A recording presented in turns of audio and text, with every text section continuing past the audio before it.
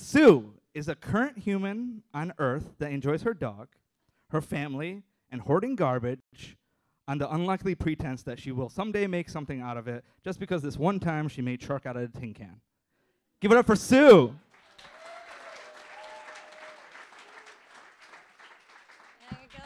Okay. Hello. Oh, say, can you see? That is just filler. What I would like to talk about is one of America's favorite pastimes, which is this. By the sun. It is shaming each other. Now, we all love to shame each other. Shaming each other has not just come around with the internet. It has been around for a really long time.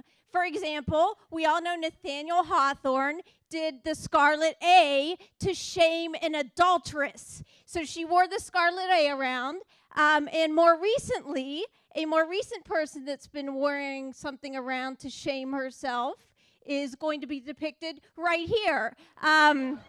This woman apparently is being shamed for having lice or maybe being a liar. It doesn't matter, but we are shaming her with that scarlet L. Now here we see a shaming rat.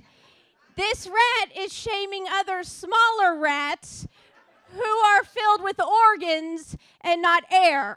And here, this next shot, you will see me shaming a chamois.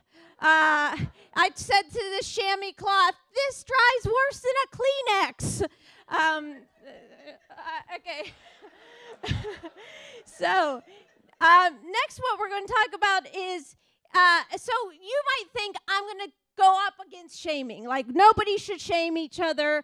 But I thought to myself, in essence, that's kind of me shaming you out of shaming, which that's not something I want to do.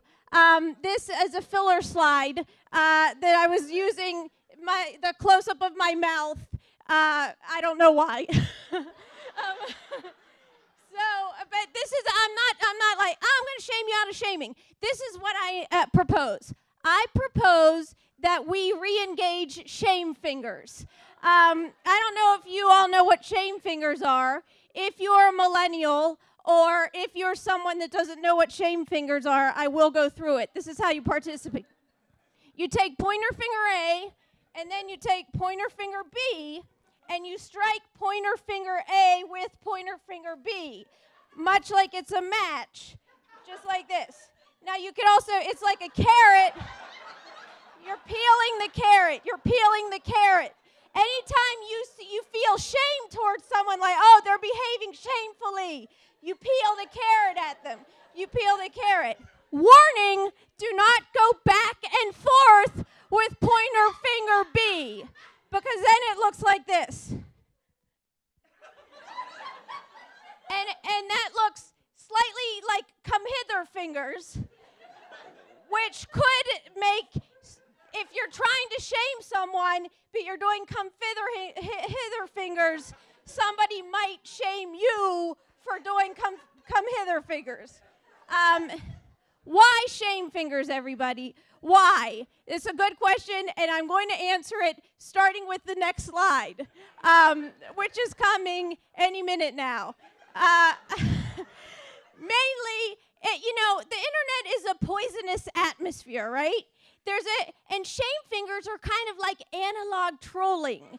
So you can exercise yourself of the shame that you're feeling without getting the poison out into the world. It's just a private shaming. Shame fingers contain the shame to just your immediate area. It's not like a comment that you're putting under. Also, you get the release of knowing you feel shame within yourself. You could do privatized shame fingers. For example, the other day my friend was slurping his soup, and underneath the table I did my shame fingers. So I got that release without shaming him personally. Some more reasons to engage in shame fingers. They're more fun than having to come up with an articulate argument.